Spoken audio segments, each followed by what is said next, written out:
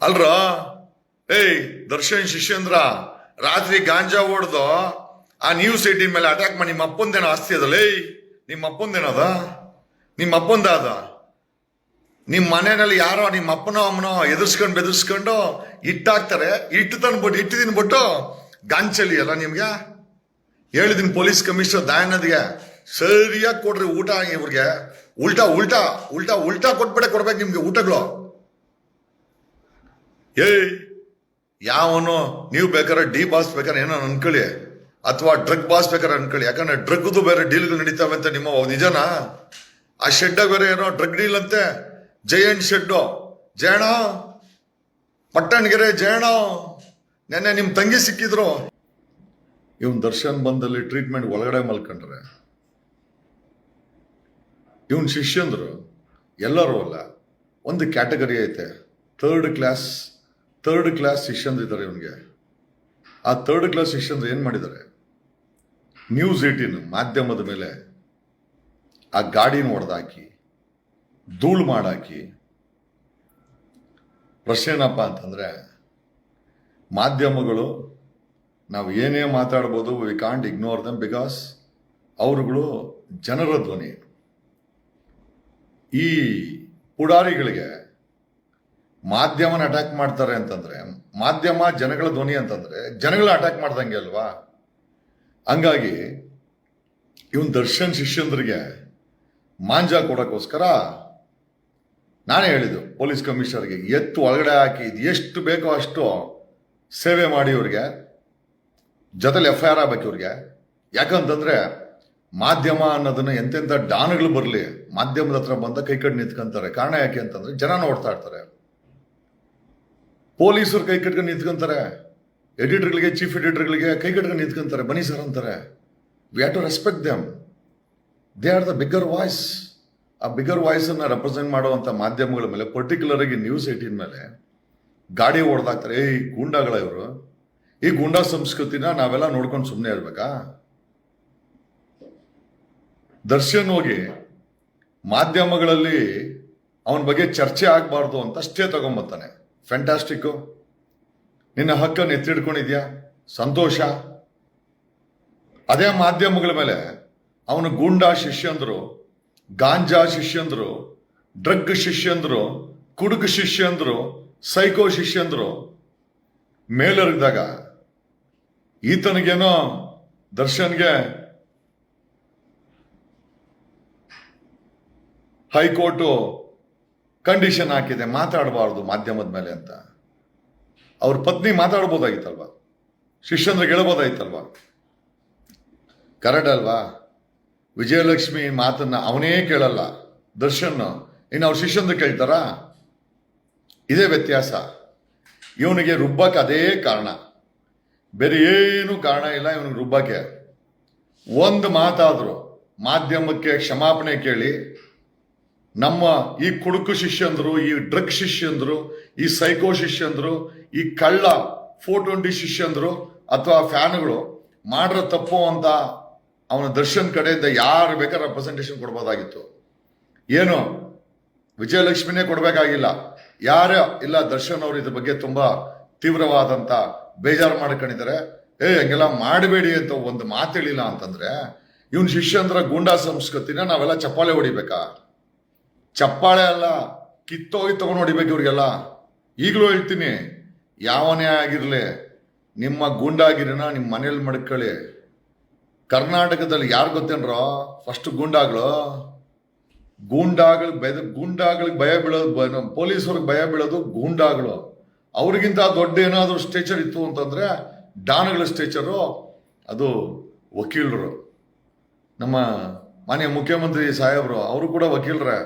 61 ಕೇಸವೇ. ಮನೆ ಕುಮಾರಸ್ವಾಮಿ ಹೇಳ್ತಾ ಇದ್ದ, ನಾನು ಕುಮಾರಸ್ವಾಮಿಗೆ ಅದೇ ಹೇಳಿದೆ, ಡಾನ್ ಗುರು ಅವನು CM ಡಾನ್ ಇದ್ದಂಗೆ. ಅಷ್ಟು ಈಸಿ ಅಲ್ಲ. ಡಾನ್ ಆದ್ರೇನೆ ಕರ್ನಾಟಕ ನಡ್ಸಕ್ಕಾಗೋದು. ಸೊ ಡಾನ್ ಆಗ್ಲೇಬೇಕಲ್ವಾ? ಸಮಾಜದಲ್ಲಿ ಏನೋ ರೌಡಿಗಳಿಗೆ, ಪುಡಾರಿಗಳಿಗೆ, ಕುಡುಕರಿಗೆ, ಚೈನ್ ಸ್ನ್ಯಾಚರ್ಗೆ, ರೇಪಿಸ್ಟ್ಗಳಿಗೆ ನಿಜವಾದಂತ ಬಾಸು ಅಂತಂದ್ರೆ ಪೊಲೀಸರು. ಪೊಲೀಸವ್ರ ಮೇಲೆ ಇನ್ನೊಬ್ರವ್ರೆ ಏನದು, ಅವರೇ ವಕೀಲರು. ಅದು ನಮ್ಮ ಸಮುದಾಯ, ನಮ್ಮ ಫೆಟರ್ನಿಟಿ. ಹಂಗನ್ಬಿಟ್ಟು ನಮ್ಮ ಪೊಲೀಸರು ನಮ್ಮ ಕೆಳಗಡೆ ಅಂತ ಹೇಳ್ತಾ ಇಲ್ಲ. ಅವರು ನಾವು ಕೈ ಜೋಡಿಸಿದಾಗ ಜುಡಿಷಿಯಲ್ ಸಿಸ್ಟಮ್ ಅಲ್ಲಿ ನ್ಯಾಯ ಸಿಗುತ್ತೆ. ಒಂದು ನ್ಯೂಸ್ 18 ಮೇಲೆ ಆಗಿದ್ದನ್ನ ದರ್ಶನ್ ಆಗ್ಬೋದು, ಅವನ ಕ್ಲೋಸೆಸ್ಟ್ ಸರ್ಕಲ್ ಆಗಿರ್ಬೋದು, ಯಾರು ವಿರೋಧಿಸಲ್ಲ. ಅಂದ್ರೆ ನೀವೆಲ್ಲ ಏನಂದ್ರೆ ಇವ್ರು ಮಾಡೋ ಗುಂಡಾಯಿಸಮ್ನ ತಡ್ಕೊಂಡಿರ್ತೀರ ನೀವು. ನಾವ್ಯಾಕೆ ತಡ್ಕೊಬೇಕು?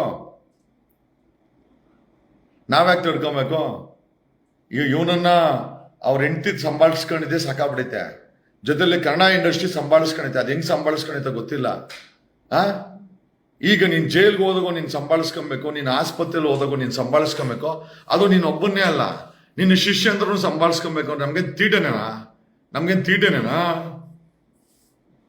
ಅದಕ್ಕೆ ಹೇಳಿದ್ದು, ಆವತ್ತು ನ್ಯೂಸ್ 18 ಆದಂತ ಅನಾಹುತಕ್ಕೆ ಕ್ಷಮಾಪಣೆ ಕೇಳಿದಿದ್ರೆ, ಮಾಧ್ಯಮಗಳ ಜೊತೆ ನೆಟ್ಟಗೆ ನಡ್ಕೊಂಡಿದ್ರೆ ನಾನು ಇದನ್ನ ಮುಂದುವರಿಸ್ತಾ ಇರ್ಲಿಲ್ಲ. ಎಲ್ಲರೂ ಕೇಳ್ತಾರೆ, ಫಸ್ಟ್ ಸಪೋರ್ಟ್ ಮಾಡಿದ್ ಯಾಕೆ, ಆಮೇಲೆ ಈ ತರ ಯಾಕೆ ಮಾಡಬಾರ್ದು? ಮಾಧ್ಯಮಗಳ ಮೇಲೆ ಎರಗಕ್ಕೆ ಇವನ್ ಶಿಷ್ಯಂದ್ರಿಗೆ ಯಾರು ಪರ್ಮಿಷನ್ ಕೊಟ್ಟವ್ರು? ಯಾರು ಎರಗಿದ್ರೆ ಆ ವಿಜಯಲಕ್ಷ್ಮಿನೋ ಇವನ್ಗೆ ಹೇಳ್ಕೊಳಗೆ ಏನ್ ದೊಡ್ಡ ಸರ್ಕಲ್ ಐತೆ. ಯಾರೋ ಬತ್ತಾಳೆ, ಯಾರೋ ಪೊಲೀಸು, ಸಂಜನಾ ಗಲ್ರಾಣಿ ವಿಡಿಯೋ ಮಾಡಾಕ್ಬೋದಾಗಿತ್ತಲ್ಲ.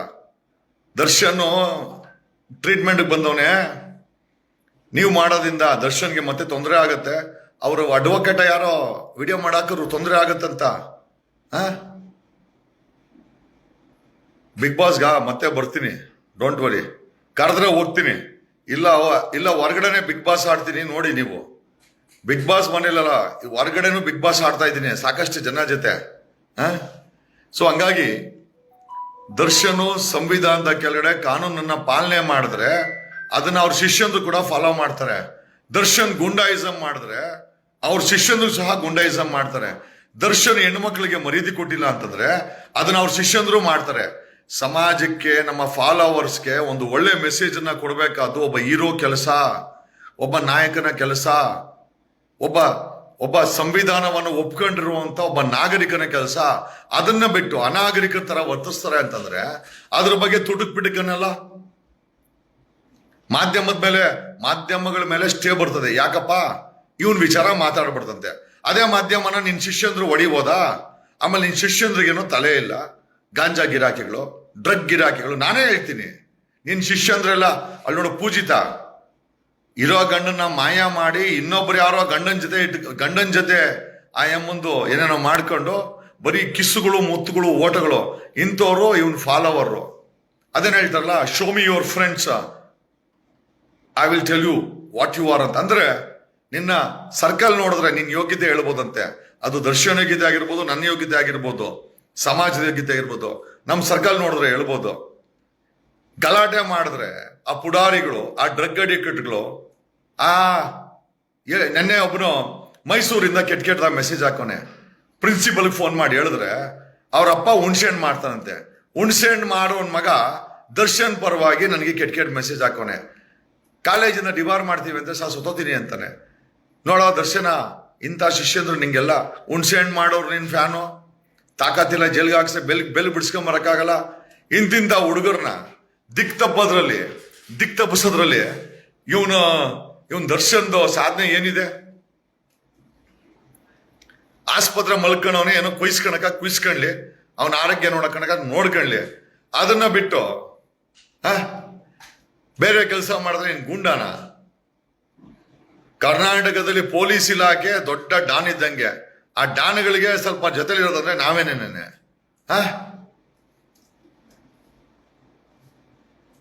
ಅಲ್ರ, ದರ್ಶನ್ ಶಿಷ್ಯಂದ್ರ ರಾತ್ರಿ ಗಾಂಜಾ ಹೊಡೆದು ಆ ನ್ಯೂಸ್ 18 ಮೇಲೆ ಅಟ್ಯಾಕ್ ಮಾಡಿ ನಿಮ್ಮ ಅಪ್ಪಂದೇನೋ ಆಸ್ತಿ ಅದಲ್ಲ, ನಿಮ್ಮ ಅಪ್ಪಂದೇನೋ ಅದ?